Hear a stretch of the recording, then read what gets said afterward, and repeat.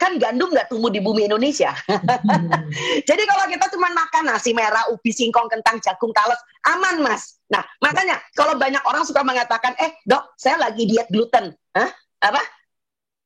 Diet gluten? Ngapain lo? Saya bilang gitu kan. Selama kalian makanannya aman, gluten produk. Yang berikutnya tentu saja adalah yang saya bilang tadi. Ternyata di dalam sayur dan buah itu bisa juga ada yang namanya senyawa amins dan salisilat terutama. Nah, salisilat misalnya, salisilat itu adalah suatu senyawa yang secara alamiah ada di dalam sayur, beberapa sayur dan buah. Karena tujuan dari salisilat ini sebetulnya adalah dia produk senyawa natural yang membuat dia nggak gampang busuk. Nah, begitu pula dengan kopi, rempah, madu, dan beberapa, tentu saja ada asam salisilat yang kita pakai sebagai obat, ya, obat sakit kepala, Mas. Salicylic acid, ya. Nah, itu sebabnya kenapa bule kalau misalnya dia makan, kita punya rendang, kita punya, kita punya gulai. Itu kerap kali kalau mereka sakit perut, bukan karena sambal, bukan karena cabai, bukan karena santan. Bisa juga dia intoleransi dengan si salisilat tadi. Kurang lebih seperti itu, Mas.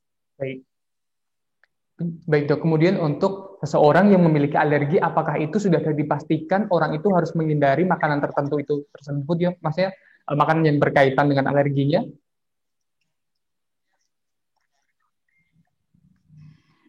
Begini, biasanya kita nggak mau beli kucing dalam karung ya Mas ya, jadi nah gini, yang disebut dengan alergi itu bisa lebay banget. Lebaynya tuh bisa sampai saya mengatakan anaphylactic shock. Anaphylactic shock itu bikin orang juga jadi meninggal juga ada. Bahkan di negara-negara barat kita ketemu banyak sekali anak-anak kecil yang memang alergi dengan kacang. Itu sebabnya kenapa di dalam produk-produk kemasan itu sering ditulis containing nuts. Jadi mengandung derivat kacang atau mengandung kacang itu sendiri. Jadi buat mereka yang alergi udah hati-hati, jangan makan ini. Gitu loh ya. Jadi saya jarang ketemu anak-anak alergi kacang di Indonesia, mungkin karena kita pemakan kacang. Tetapi untuk kalangan orang-orang barat, orang-orang bule, mereka banyak sekali yang alergi dengan kacang, Mas. Ya, jadi itu sebabnya kenapa mereka juga di luar negeri, negara maju khususnya, memberlakukan aturan anak-anak itu tidak berbagi bekal. Nah, ini penting nih.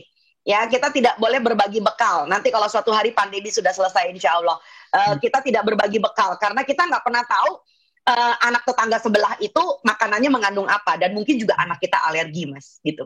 Ya.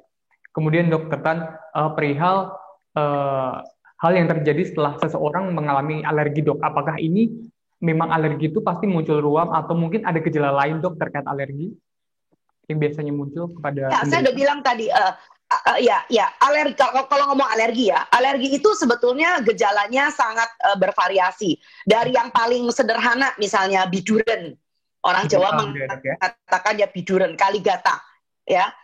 Kayak ruam, gatal-gatal. Itu disebabkan karena kita punya histamin bereaksi gitu ya.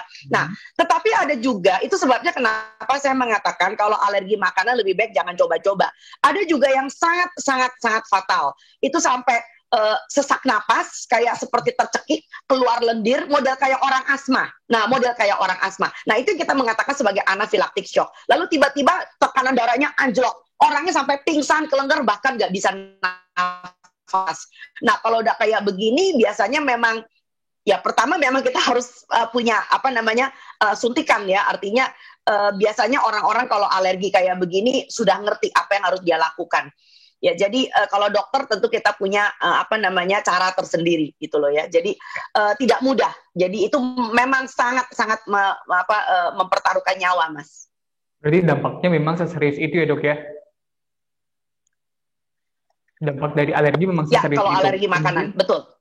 Terima kasih sudah nonton. Jangan lupa like, subscribe, dan share ya.